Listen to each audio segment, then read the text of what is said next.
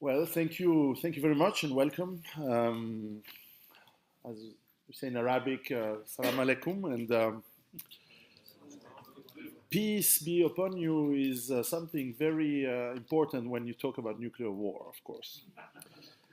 Nuclear war, for those of you who are young, who are born in the 80s or 90s, you probably don't remember how much it was a threat for, like, I remember being born in the 1970s. In my childhood, we lived under the constant threat of nuclear exchange between the Soviet Union and the United States. And I'm sure, Sheikh, you have the same age as my father. All of your life, you went through the history of this threat, which is not simply, when the first atom bomb was used on Japan, and the second also on Hiroshima and then Nagasaki, Joseph Stalin in Russia and Soviet Union, the leader of the Soviet Union, he at first dismissed this. He said, "Well, the Americans can destroy a city with one bomb in 1 second. I can destroy a city with my artillery in 1 day."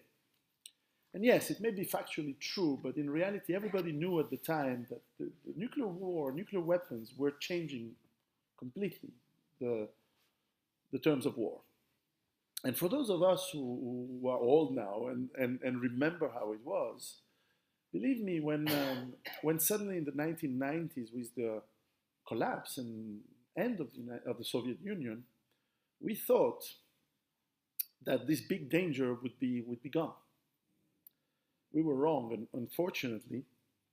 And when I wrote my first book about how we deal and how we survive with what I believe is coming, and it has already started, with the economic collapse on a global scale, I had to write a little paragraph on nuclear war and said, yes, there is the possibility of nuclear war, but I hadn't really thought about how you cope with it. And so it was a very short paragraph, and basically I dismissed it a little bit as either something that you cannot survive, or, well, I will then deal on a later scale. And incidentally, a year ago exactly, I started to think about this, and I was contacted by a gentleman who has been the specialist for nuclear, bacteriological, and chemical warfare for the French gendarmerie, the elite gendarmerie, the GIGN, le Groupe d'Intervention de la Gendarmerie Nationale in France. And he contacted me and said, well, I liked your books, and maybe we can write a book together. And so we decided and I researched this topic also because it was, of course, fascinating and very interesting for myself.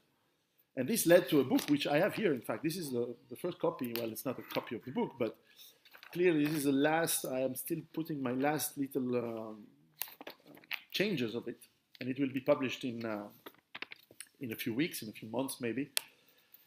And of course, the topic is how you survive to nuclear, radiological, bacteriological, and chemical incidents, which can include warfare, of course. So here I will focus only on the nuclear part, and clearly this is something that anyone who watches the news today, honestly, has to. It has never been that possible since 1962. The last time we've been so close to nuclear war was 1962, when, during the Cuba crisis in October, between the 13th and I think the 19th of October of 1962, the United States Navy conducted an act of war against Cuba by making a blockade, and the Soviet sent ships to break that blockade. And during that very tense time, there was a day when one of the Russian submarines almost launched an atomic torpedo on an American nuclear carrier. And fortunately, the second in command of that submarine stopped the order and said, well, no, we need to be sure, because, in fact, the submarine was attacked by an American destroyer, but they were not real depth charges. They were duds. They were not real ones. But we were very close to nuclear exchange then.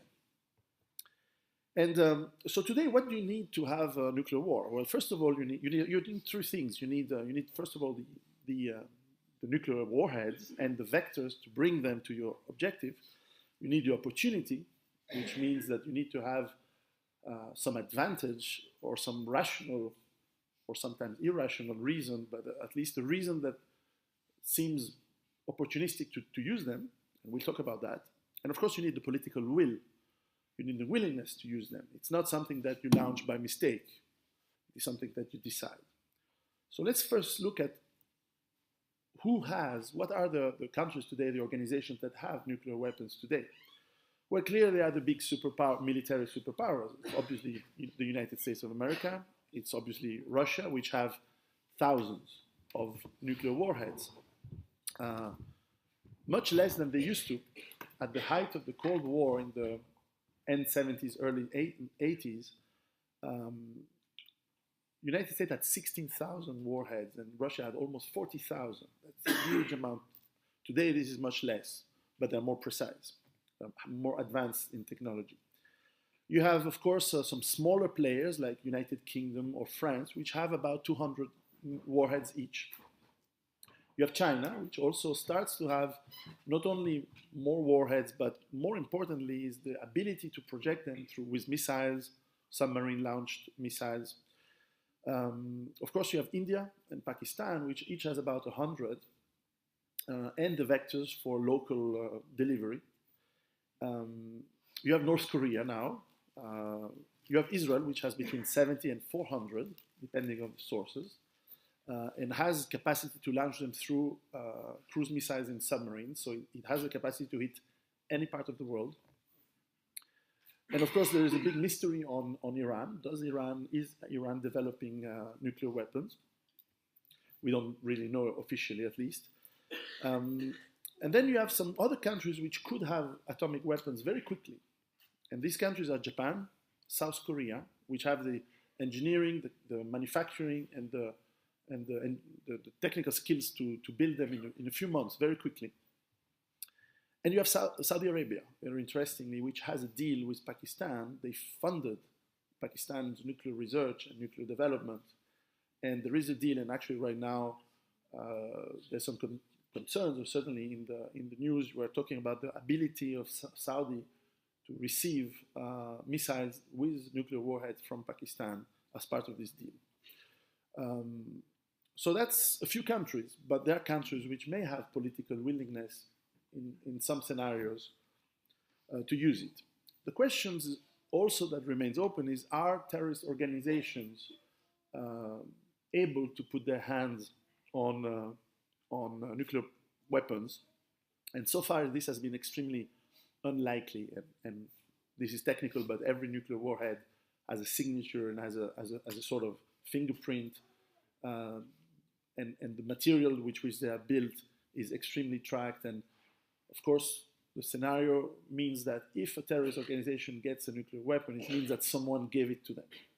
And so it's fairly easy to find out who gave it to them. And this is probably why this has never happened so far.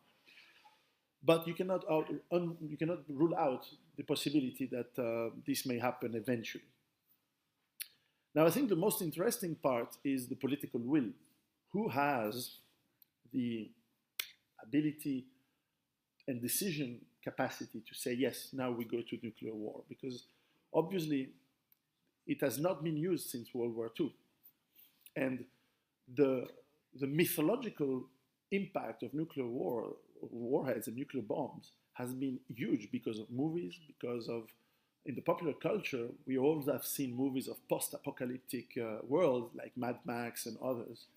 And the mere use of nuclear weapons is something extremely, extremely scary for all of us. So any country who would start to use them would be immediately seen as extremely evil and extremely beyond any reasonable aspects. And in fact, how nuclear weapons were to be used, at least officially, since the end of the 1940s, have always been, there's no country who said we will use nuclear weapons first. They always said we will only use them if attacked or if our survival is at stake.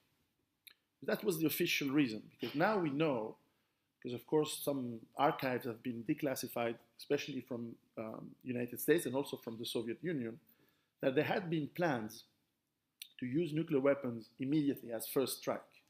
And most of these plans came from the United States. In fact, in 1952, the United States had a real plan of attack to completely obliterate the Soviet Union without warning, as a surprise attack. And this is what, by the way, in the media, in the movies, they always said it would be the opposite. They always said, oh, Russia will attack us in a surprise attack and things like that. Russia never planned to have surprise attacks on the West.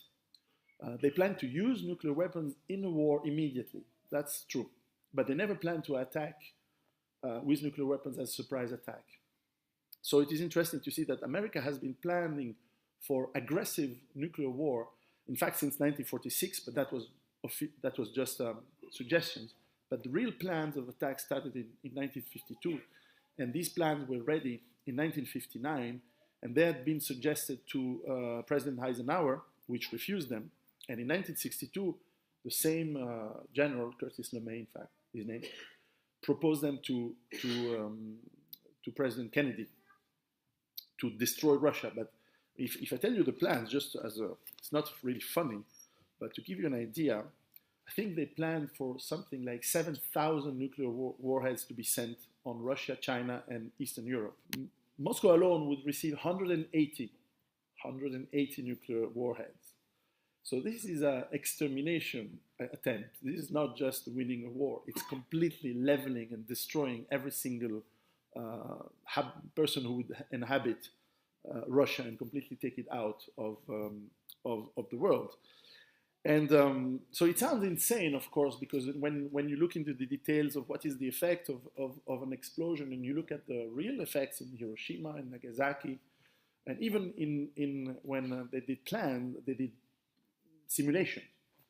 The effects of the blast, the fire, the radiation is quite huge. It's not a complete total death of everything, but very near that. So this was quite crazy, in fact. But they were serious about it. They put military power and the forces of America at full speed to be able to deliver this in the 50s and 60s. So what about today? What are the scenarios? Well, first of all, we cannot exclude scenarios of local wars. And in today's world, well, clearly there is still tension between India and Pakistan, but I think it's unlikely, because this is a typical case where you have two countries which have the means to completely destroy the other. So why would you do it? This makes no sense. So probably, if they are sane and if they are logic, this will not happen.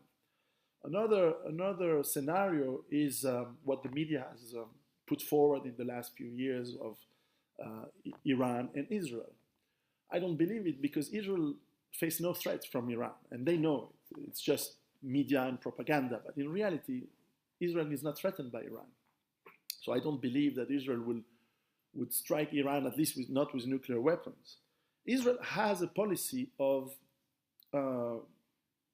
they call this the Samson option, which means that if they are threatened with invasion and they would lose an invasion, which is completely unlikely today because they have such overwhelming military power today, well, in that scenario, they would use their nuclear warheads to destroy all of their enemies. And I don't know if that includes me. I don't know, but I fear that it does. So 400 nuclear warheads is enough to destroy quite a lot of the world. But I think it's a bit unlikely. Why would Israel and Iran go on a war like that? It makes no sense. The third local scenario is North Korea and South Korea, but none of them has anything to gain with anything more than boasting that they have weapons and making a lot of money with the sanctions and black market that goes around it. So I think it's unlikely. There has been in the last 15 years one likelihood, which I believe is probably gone now, which was that the United States had developed, not only them, Israel as well, what they call the mini nukes, which are miniaturized nuclear warheads that they can put on some very small precision bombs or missiles. Well, you know how American precision bombs and missiles are. Well, roughly, these were to be used to destroy a factory or an underground research center or a bunker of command and control. So these things were considered to be used in Iraq against Saddam Hussein. They were considered to be used against the nuclear research of Iran, and they were strongly suggested in the 2000s, from 2003 to 2010. There was the possibility that the United States would launch such an attack. But today it's out of the question because, in fact, I believe that the scenario that we talked, that Sheikh Imran Hosein talked earlier, is more probable, unfortunately. And this is the fact that, at least from the United States point of view, and remember, in the 90s, there was this Project for a New American Century. That was this lobbying group that became part of the Bush administration and that pushed for total dominance of the United States on energy resources and economies of the world, and making sure that there would be no competition from emerging powers such as China and Russia. And of course, in that matter, they failed. And they spent at least two, but probably at least 3 or 4 times that amount, thousands of billions of dollars, so $2 to $8 trillion for their wars in Iraq, Afghanistan, and across the world. So that plan of controlling the world through economic and military means has failed. And what you see today is the United States, and this was the theme of my conference in August, if you remember. It has been put online today, so I'm happy that it's out at last. The United States not only has failed in its economic and military dominance on the world, and that failure is being obvious more and more to more and more people, including in America, especially in America. The economic power that was based on the military strength, but also the petrodollar, is decreasing. Now, more and more countries are dealing oil, petrol, in euros or in other currencies. And the world economy is reorganizing across also local economic partnerships between China and Russia, between the BRIC countries and so on. And so that dominance is fading, and it is more and more obvious as inside the United States you see poverty and economic collapse growing every day. Despite what you hear in the news, which are fake numbers, if you look at the real data from the economy, you see massive unemployment growing every day for the last almost 10 years now. And the war machine and the owners of the United States of America, it's not the American people, it really has nothing to do with them, but the owners of that country, of that nation, what Eisenhower used to call the military-industrial complex, which one should add the financial oligarchy that also runs in more and more, sees that their machine of world domination is not functioning anymore, and it's breaking down. So there is a very significant scenario that to avoid, when everything is lost, there's only one way to go is war, because war can throw a lot of things in the air, and they still have a powerful military, which I don't believe that that most of the American military is not willing to follow the orders to go for another war.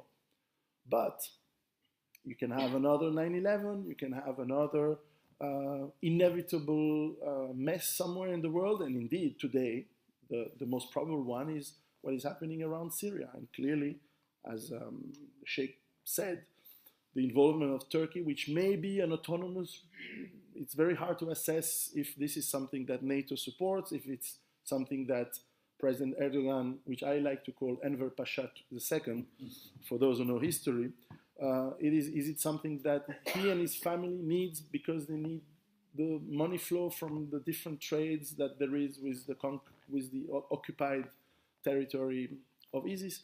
It's difficult to say, but certainly this is a place today where things can be very hot. And when you have a lot of moving parts from many countries, you have NATO You have the legal Syrian government army. You have different terrorist groups supported by different countries. You have Turkey, you have Iran, you have all these, and Russia, of course, all these powers with powerful weapons in a very small part of land. Mistakes can happen, and some mistakes can be provoked. And then the consequences are very hard to say.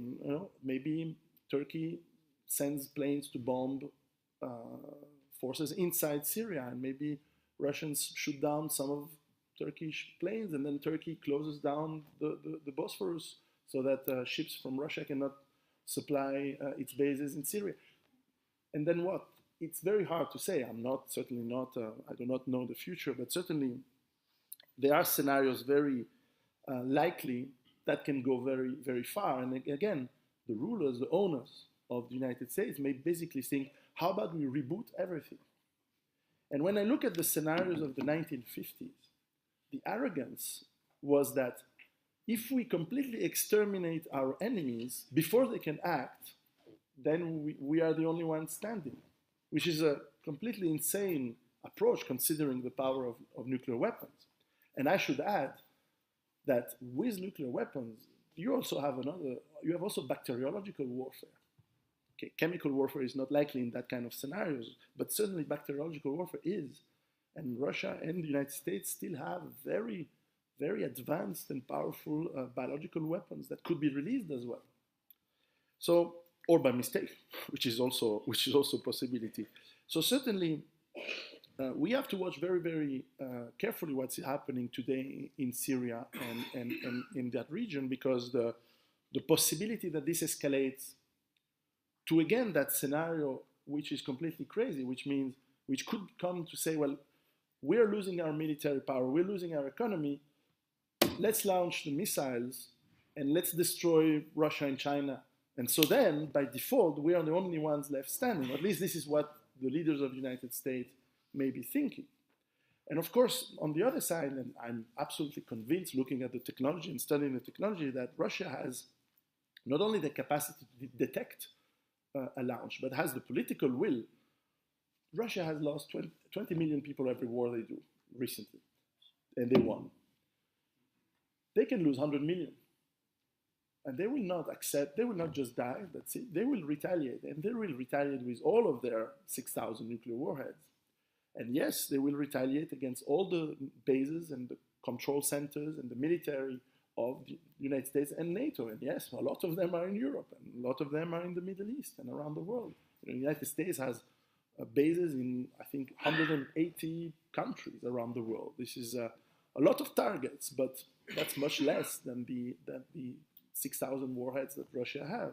Russia has also the ability, a very strong ability of second strike, which means that even if the unlikely scenario that all of its nuclear forces would be wiped out, they still have bombers and missiles, which is impossible.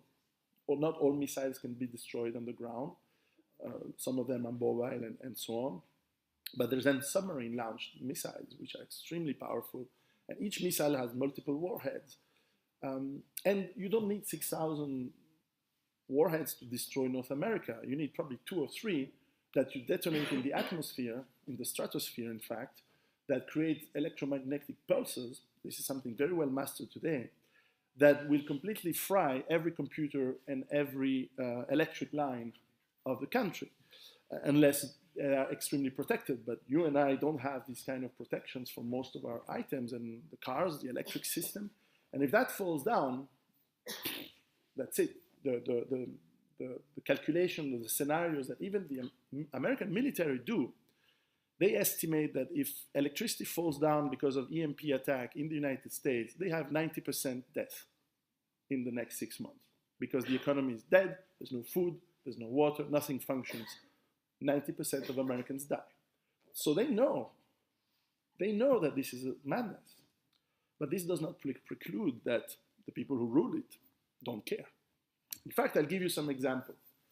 In the 1950s, when there was this big scare of nuclear war, the United States, and I studied that last year, have developed a very strong mean to educate the people on what to do in case of nuclear attack. And this is very interesting because this is very valid today.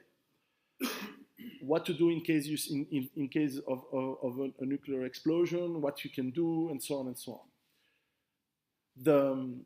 They also developed plans for shelters, and they would incite people, especially near the cities, to have shelters next to their house, something that here in Switzerland, for those of you who are Swiss, you know how much we still have them. We have something like 7,000 big shelters in Switzerland, and every house has a shelter.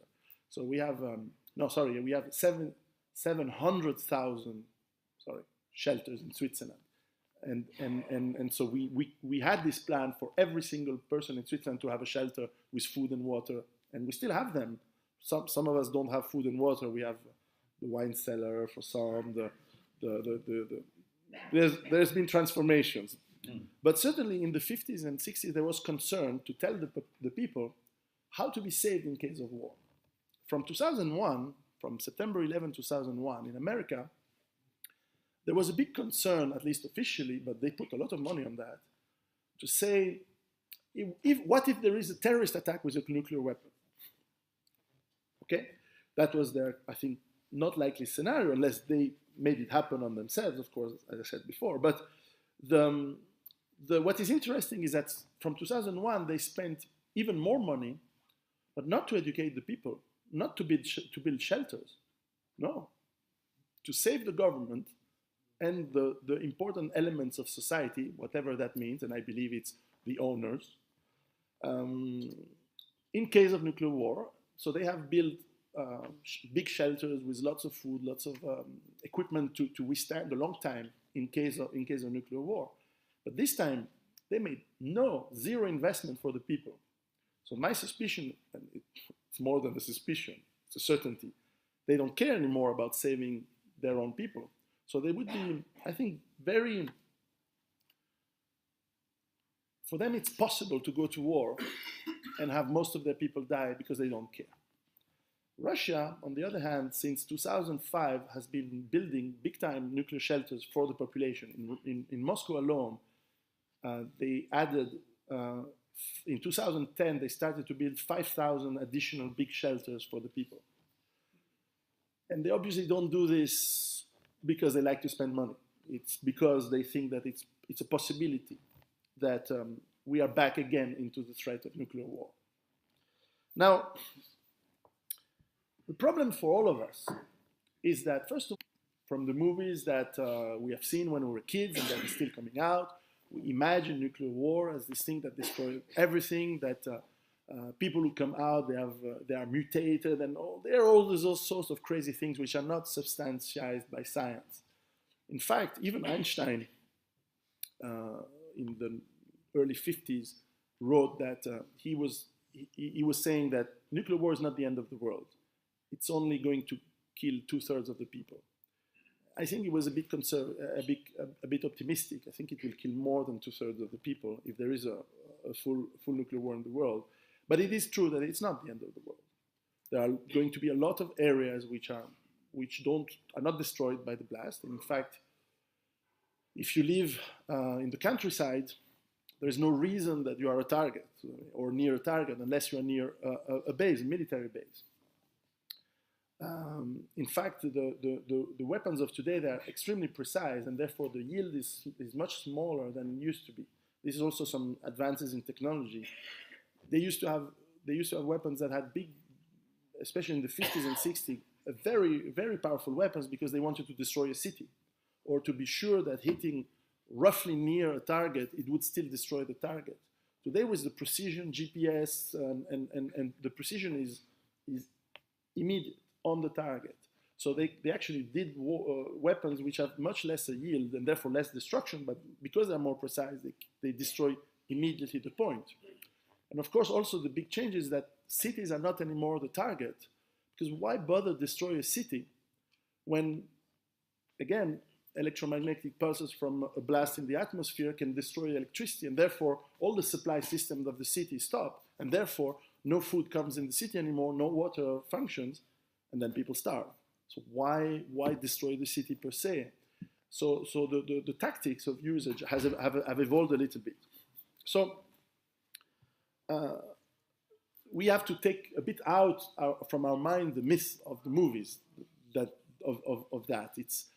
It's at the same time it's still terrifying, but at the same time we can do something ourselves to work on it and to first of all be away from the potential target. So don't live near a military base. Don't live. I'm afraid I have to agree with you. Don't live in most of European countries and certainly NATO countries, which are going to be involved whether they like it or not in this war. Because I'm sorry, but if Russia gets attacked, they're not going to say, oh, well, we like France, they're nice people, but they've been bombing us. But we know it's not the French people. No, they will retaliate. They will destroy the bases in France. They will blast a few nuclear plants.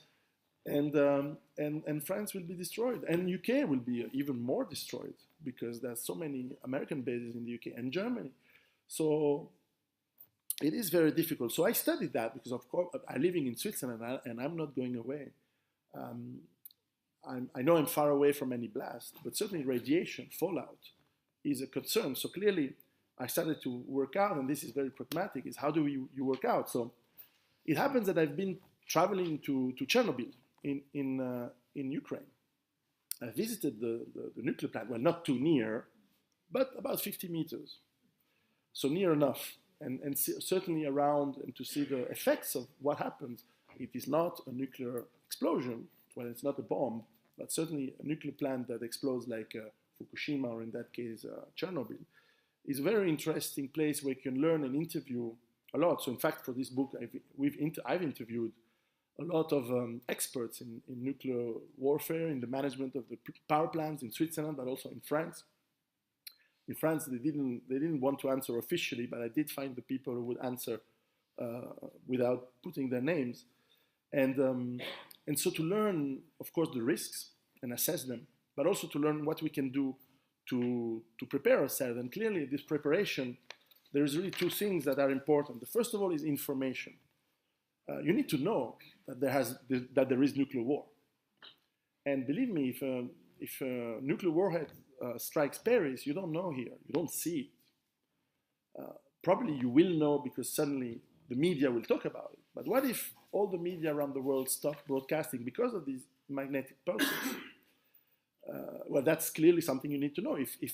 If tomorrow morning all the media, all the computers drop, and maybe your car doesn't start, and there is a massive blackout, and it seems to be worldwide, or at least in a very large region, there is a possibility that there has been nuclear war, and you don't know about it because maybe you're not in a place that is targeted. And if there is no news, how can you know? You need someone who walks to tell you.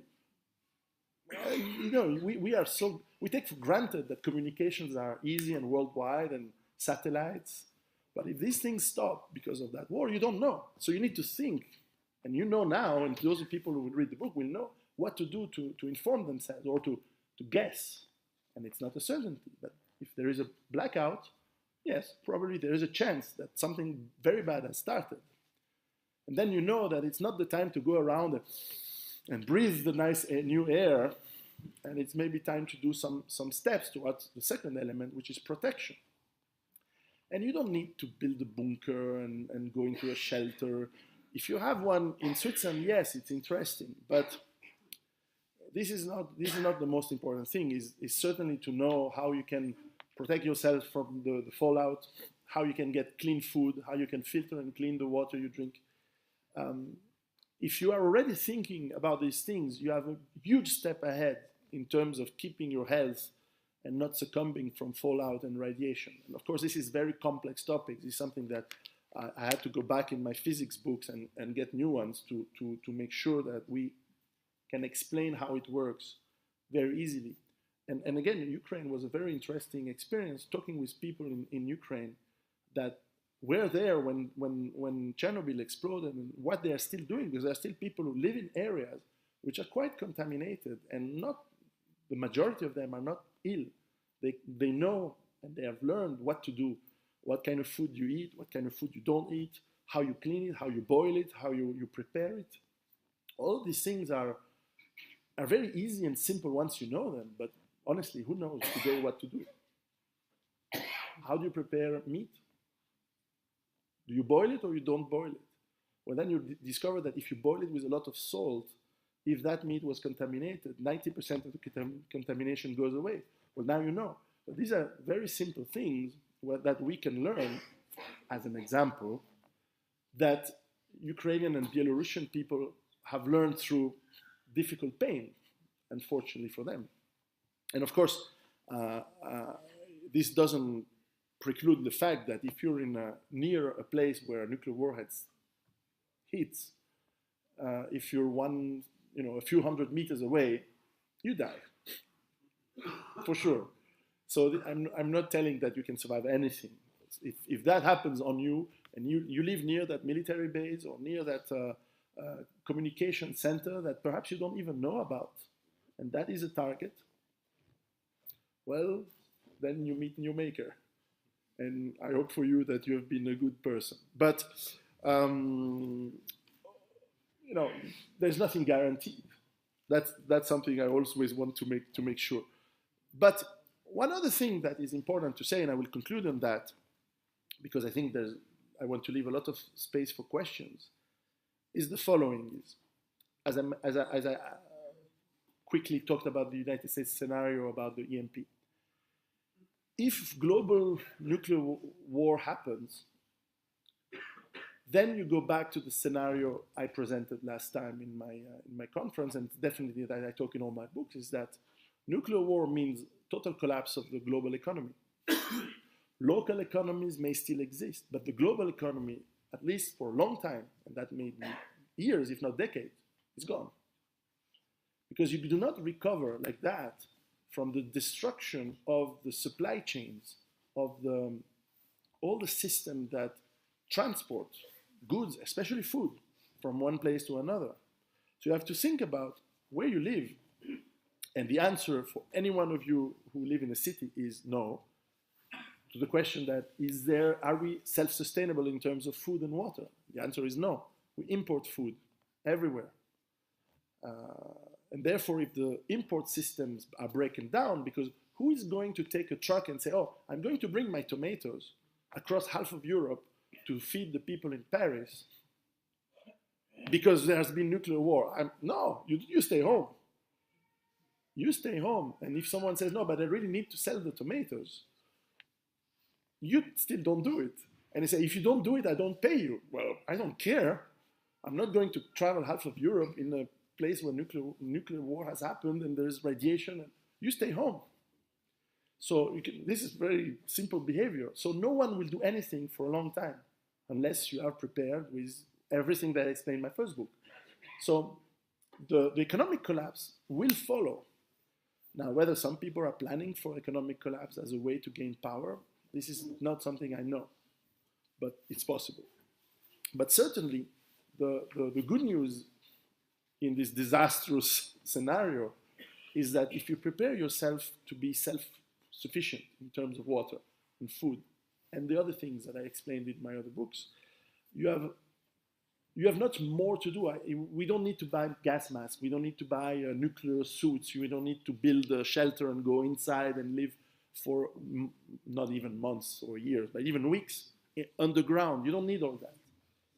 You shut the windows, you stay home for a few days, you wait for rain to come down, and you inform yourself, and you live relatively small. And where you live is the most important part, is that you don't live in the cities. You live outside. You live in places where, like I live in the mountains. Who's going to bomb the mountains? There's no point. There's no need. There's no strategy. Of course, we'll get fallout. Yes, maybe, probably.